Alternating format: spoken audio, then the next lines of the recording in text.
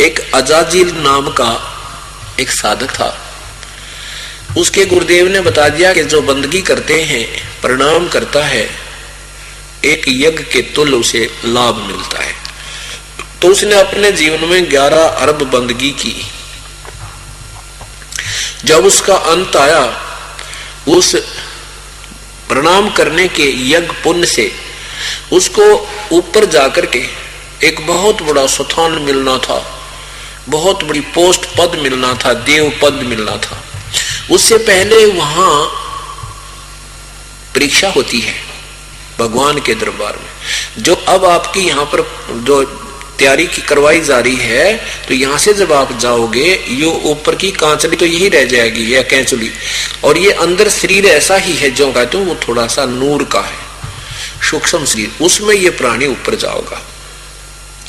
और वहां जाकर के आपको ऐसे ही गुरुजी बैठे दिखेंगे और वहां पूरा सत्संग सा हो रहा होगा। तो वहां आपके जैसी रिहर्सल यहाँ अपना अभ्यास कर रखा है। किसी के मन में खोट है तो वो मनो का खोटने का नो कंप्यूटर में सामने आ जाएगा। वो प्रणाम करता है, किस भाव से करता है, कैसे दृष्टि रखता है, कोई ऊट पटांग मन में ख्याल रखता है, किसी बुरी भली सोचता है, तो वहां भी उसको ऐसा ही उसका पूरा क्लियर आ जाएगा और फिर वहां वो मार खाएगा। यहाँ तो एक प्रैक्टिकल, यहाँ तो एक वैसे हो रहा है, एक आपस में ये तो ट्रायल मैच बोला करे ना, वो है एक अभ्यास करवाया जा रहा है कि जैसी भावना आप यहाँ रखोगे ऐसी आपके साथ स्वभाव बनकर वहां ऊपर जाएगा। तो अजाजिल प्रणाम कर करके ऐसा स्थान पाने योग्य हो गया। भगवान विष्णु के लोक में पहुंचा और वहां विष्णु जी ने कहा कि अजाजिल आपने तो बहुत ज्यादा कमाई की, देखो तेरी लिस्ट मेरे पास आई है, कमाल कर रखा आपने तो। आप एक काम करो, एक व्यक्ति उत्पन्न कर दो। अजाजिल ने कहा कि भगवान मैं कैसे उत्पन्न करूं, मुझे बताओ। कि ऐसे कह दे नर भवय। उसने कहा कि नर भवय। ऐसे कहते एक नौजवान लड़का सामने प्रकट हो गया। उसने प्रणाम किया, कहा हुक्म करो पिताजी। अब भगवान विष्णु ने कहा कि अजाजिल इस लड़के को प्रणाम करो, दंडवत करो। अजाजिल कहने लगा इसको नहीं करूं, ये तो मेरा बेटा है, अपने पुत्र मेरे से उत्पन्न हुआ है और पुत्र को पिता प्रणाम करे, कदे भी ना करूं। विष्णु भगवान ने बोले कहा महात्मा जी प्रणाम करो, आप तो इस प्रणाम के कारण तो यहां पहुंचे हो और प्रणाम करने में झिझक रहे हो।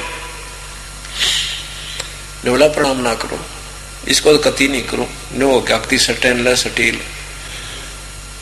अब भगवान ने सोचा एक निकम्मा बनेगा, गधा खाम खाए, बड़ी बनाई बिगड़ेगी इसकी। तो क्या किया, एक ऐसा गेट था जिसमें आदमी यूं झुककर पार होता था। उस गेट से परली तरफ लड़के को कहा बेटा वहां चला जा तू बाहर। वो लड़का उसके गेट में झुक कर परली साइड जाकर खड़ा हो गया, उनकी तरफ देख रहा है, भगवान की तरफ और अजाजिल की तरफ। अजाजिल से भगवान ने सोचा कि इसको इधर बलो बला के इधर निकाल ले जाता हूं और इसमें झुककर जाएगा, ये ऐसे कर देगा तो मैं इसकी प्रणाम मान लूंगा और यो इसकी कमाई खराब ना होगी। तो भगवान मुकुट समेत ऐसे उसमें से झुक कर नू निकल गया और सामने वो लड़का खड़ा था। परली तरफ जाकर के भगवान ने कहा कि आजा अजाजिल, तुझे स्वर्ग की घुमा फिरा कर लाऊं स्वर्ग में। जो बोला मैं खूब जानू, आप सलिया वो तो आप सोचते हो मैं झुक कर न्यू आ जाऊंगा, फिर न्यू कहेगा देखा ना करवाया दी मैंने प्रणाम तेरे, सारी जानो मैं। वो सारी जाननिया हो गया, सर्वज्ञ बन बैठा निकम्मा, अकल का चोर बन गया वकील, मैं ना हूं कति भी। भगवान ने कहा अजाजिल आजा मेरी बात मान ले, बात बिगड़ जाएगी, कति भी ना हूं, सारी जानो मैं। भगवान ने वापस आकर उसके कलम मार दी, क्योंकि आदेश परम पिता का पूर्ण ब्रह्म का था। ये संविधान उसने बना रखा है। कहता जा नकम में गधा बन, सारे के सारी पर कलम मार दी गई, ये उस ईश्वर के आदेश थे। उसकी सारी बनी बनाई वो कमाई खत्म हुई, कैंसिल होगी, और नीचे आके ग्रह की जूनी पाई उस अजाजील ने। क्या बताना चाहते हैं? अजाजील बंदा ईरा न गया, धनी का सुखन सवाल मिथ्या कहा।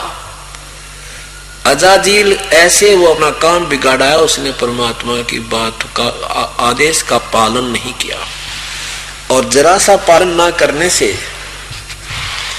उसको उसका सारा काम बिगड़ गया। ऐसे ही जो गुरुदेव का आदेश नहीं मानेंगे, परमात्मा कहते हैं ये सोच लेना तुम्हारी सारी कमाई विनाश हो जाएगी।